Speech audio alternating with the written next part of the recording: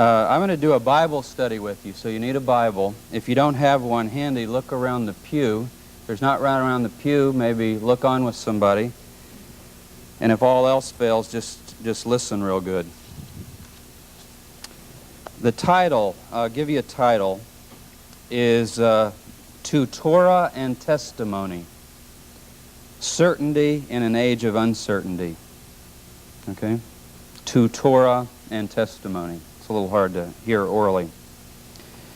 I'm going to start in Exodus chapter 16, verse 34. And I want to unfold something with you as a kind of a puzzle and see how long it takes you to figure it out and get with me on it.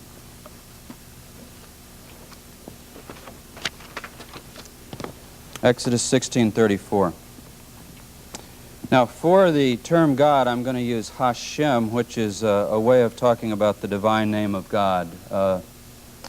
And so, if you're not familiar with that, that'll explain what that is. In other words, when you say Hashem, you mean the name, which is the sacred name of God revealed to Moses.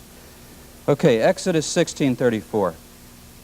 It says, as Hashem commanded Moses, so Aaron placed it before the testimony to be kept.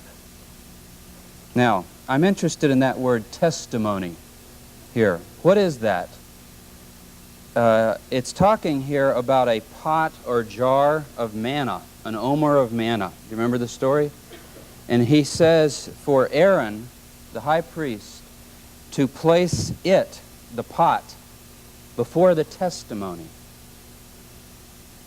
And I want to deal with that word. What is this thing that he's talking about, this testimony, that a pot of manna will be placed before?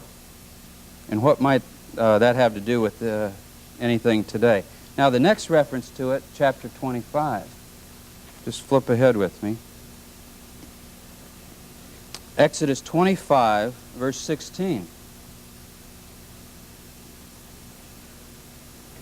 Exodus 25:16.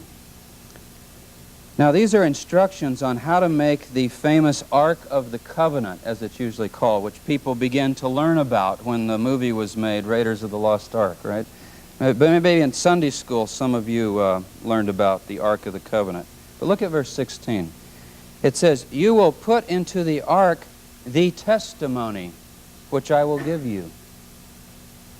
It sounds like an object of some type. If you have the manna and set it before the testimony, and now you put the testimony in the ark, from this verse at least, it sounds like it's some kind of maybe an object or a thing. Now look in this chapter, there are a couple more references.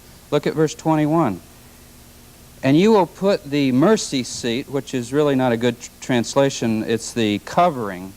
It's a lid, really. You'll put the covering on top of the ark, and in the ark you will put the testimony that I will give you.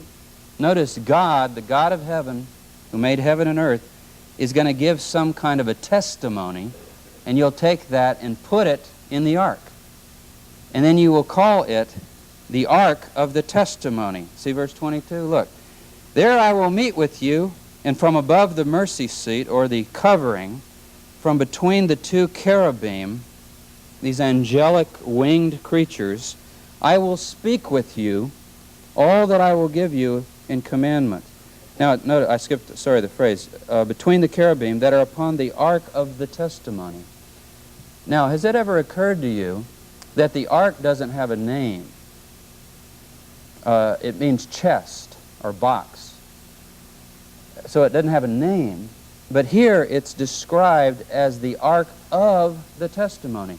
The main purpose of the ark, apparently, was to hold this thing called the testimony. In other words, it is, in fact, the ark of the testimony.